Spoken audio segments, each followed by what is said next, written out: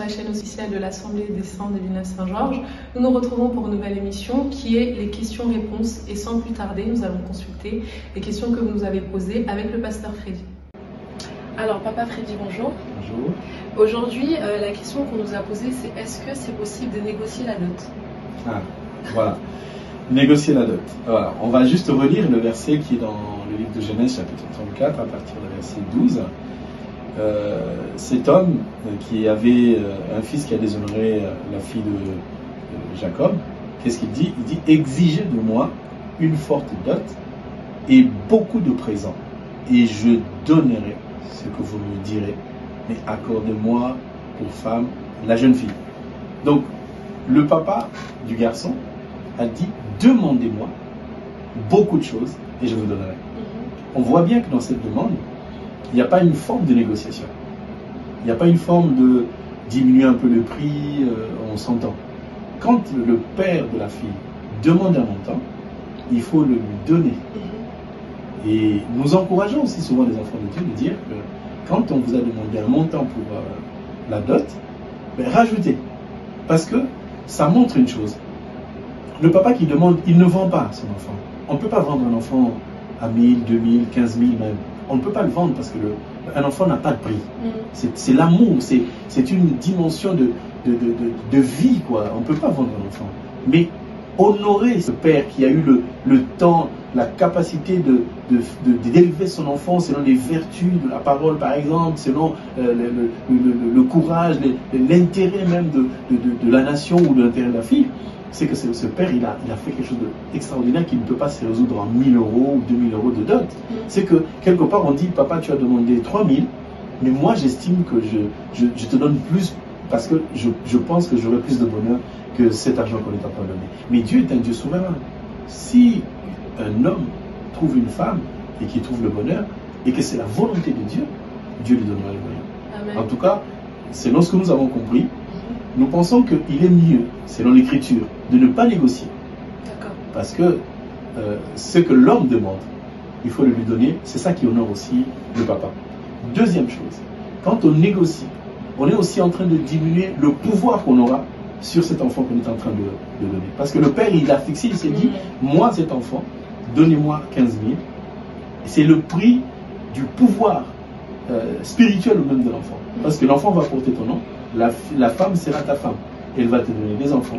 Elle va te donner un bonheur que ses parents ne peuvent pas te donner. Vivre avec une femme dans la maison, avec qui tu as une bonne relation, une bonne entente, une confiance énorme, ça n'a pas de prix. Et on se dit, si les parents demandent une dot, donnez-le.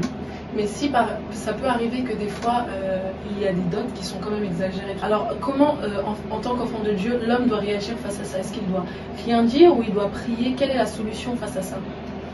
Je sais qu'aujourd'hui, il y a des tribus, il y a des groupements qui négocient quand même, qui font asseoir la belle famille, parce qu'il y a certaines dots, on sent franchement que c'est exagéré, c'est plus un commerce, parce que derrière le papa, derrière la maman de l'enfant, il y a les oncles, les tantes qui veulent se servir. Là, on n'est plus dans la volonté du père, on est dans la volonté de la famille. Qu'est-ce que cette famille-là vient pour demander alors qu'ils n'ont même pas participé peut-être à l'éducation? Et quand on sent que c'est vraiment, ce n'est plus le père qui demande, c'est que c'est toute la famille qui lui met la pression, je ne sais pas, je pense qu'il y a un moyen de dire aussi aux parents, non, vous voyez, vous ne vendez pas quand même votre enfant. Mais moi, je garderai toujours la pensée de dire, si ils ont demandé ce montant-là, on est capable de leur donner, de prouver qu'on est capable de prendre en charge leur enfant. Et ça permettra et aux tantes, et aux oncles, et à toute la famille de donner aussi le respect. On a remarqué dans les familles où l'homme a donné la totalité, il a même rajouté, dans cette famille-là, cet homme, il entre comme un roi, il fait ce qu'il veut, parce qu'il a honoré. Amen. Voilà. Donc c'est plus le côté relever le défi plutôt, et donner plus de valeur à la femme que tu vas avoir plutôt que de négocier, de solder. Là, moi je pense que le simple fait de négocier, c'est comme si on se dit, cette femme que j'épouse n'a pas autant de valeur. Si on a demandé 15 000, ben, attendez, je vais aller les chercher, je vais les trouver. Si c'est la volonté de Dieu, la personne aura 15 000. S'ils l'ont fait avec mauvaise foi, il y a un Dieu au ciel qui lui saura se venger. Mais c'est pas nous de nous venger. Je pense que si Dieu fait bien les choses, le père lui-même, il va réfléchir, il va se dire, j'ai demandé 15 000, franchement, est-ce que c'est bien de le faire? Ça fait beaucoup. Amen. Alors, on a une autre question, Pasteur Freddy, qui ne concerne pas du tout le mariage. On reviendra sur le mariage. Cette question parle du ministère de la femme. Est-ce qu'une femme peut-elle prêcher ou pas? Voilà, la fameuse question. Est-ce qu'une femme peut prêcher? Alors, nous ne donnons pas notre avis personnel. Il faut toujours aller dans les Écritures parce qu'il faut que les Écritures parlent. On ne peut pas commencer à inventer, à se dire oui, j'ai vu, je crois. Non, non, on ne peut pas croire, on ne peut pas voir. Il faut que les Écritures nous le disent. Donc, je suis dans 1 Corinthiens chapitre 14, à partir du verset 32, c'est marqué ceci: l'esprit des prophètes sont soumis aux prophètes, car Dieu n'est pas un Dieu de désordre, mais de paix. Comme dans toutes les églises des saints, que les femmes se taisent dans les assemblées, car il ne leur est pas permis d'y parler, mais qu'elles soient soumises, c'est là que dit aussi la loi. Je prends un deuxième verset pour enchaîner directement, après on va expliquer. Je suis dans 1 Timothée 2, à partir du verset 9, c'est écrit: je veux aussi que les femmes, vêtues d'une manière décente, avec pudeur, modestie, ne se parlent ni de tresses, ni d'or, ni de perles, ni d'habits somptueux, mais qu'elles se parlent de bonnes œuvres, comme il convient à des femmes qui font profession de servir Dieu. Que la femme écoute l'instruction en silence avec une entière soumission. Verset 12.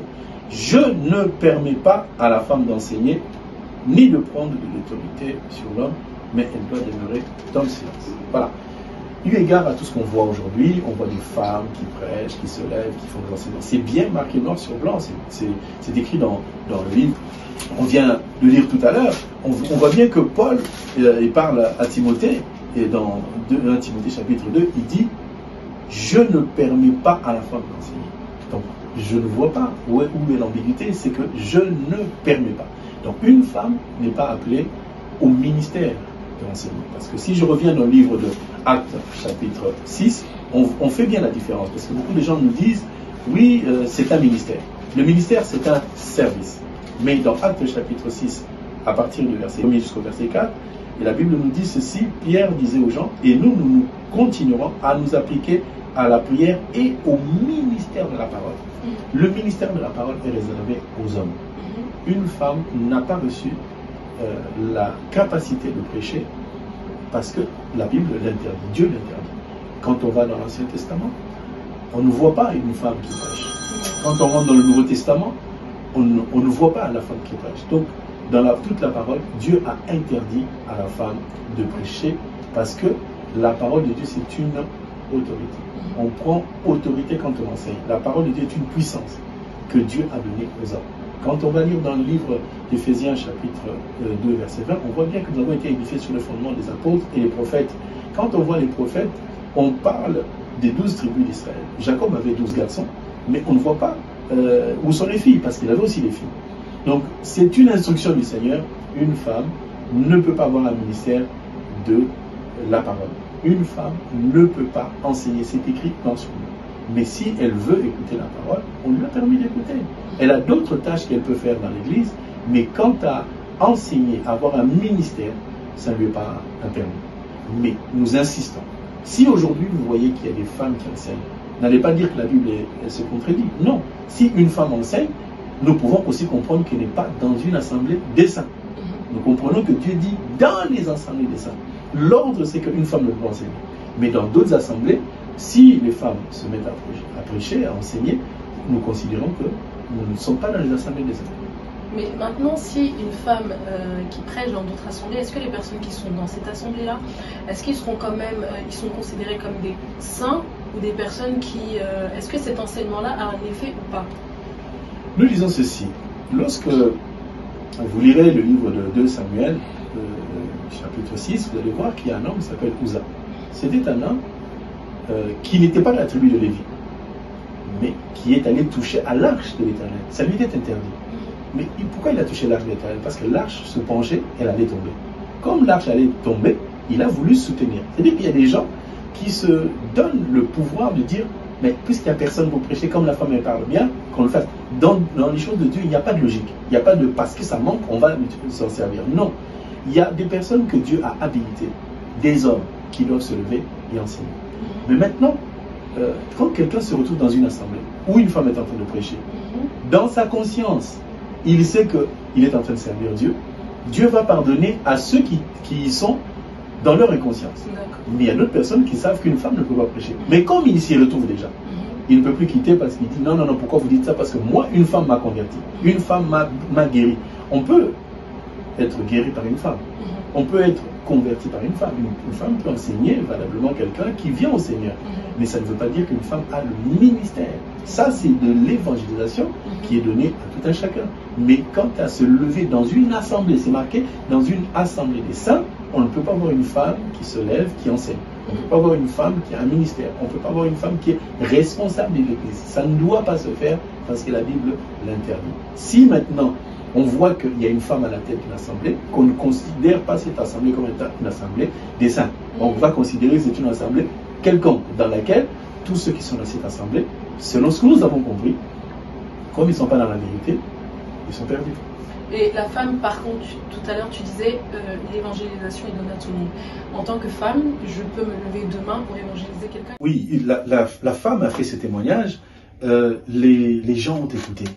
Ils ont écouté une femme qui était vraiment remplie d'admiration devant le Seigneur. Et les gens lui ont répondu, ce n'est plus à cause de ton témoignage. Parce que quand elle a parlé, ils étaient tous enthousiastes, elle était toute émue. Et quand les gens l'ont écouté, ils sont allés rencontrer Jésus. Jésus leur a parlé.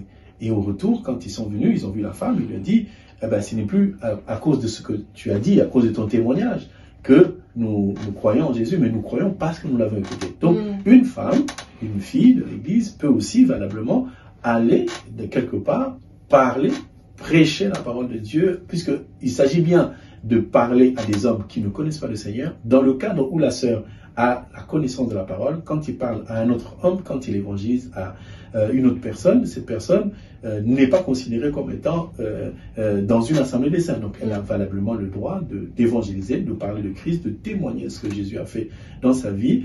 Et ces personnes viendront maintenant à l'église. Ce n'est plus à elles de prendre en charge, mais c'est plutôt les ministres. Donc le ministère de la parole est donné aux 5 ministères, disons, qui sont remplis par les 5 personnes. J'évite de dire que ce sont des ministres, je dis simplement qu'ils ont le ministère, et l'homme de Dieu qui a reçu un ministère a la capacité d'amener une personne à la connaissance de Jésus-Christ par les enseignements qu'on donne à l'Église. Voilà. Amen, merci beaucoup. Voilà, l'émission touche à sa fin. Merci à tous de l'avoir suivi. N'hésitez pas à poser vos questions en commentaire. Et pour tout ce qui est des informations, l'adresse de l'église ainsi que les horaires des cultes se trouvent en bas de l'écran. Que Dieu vous bénisse.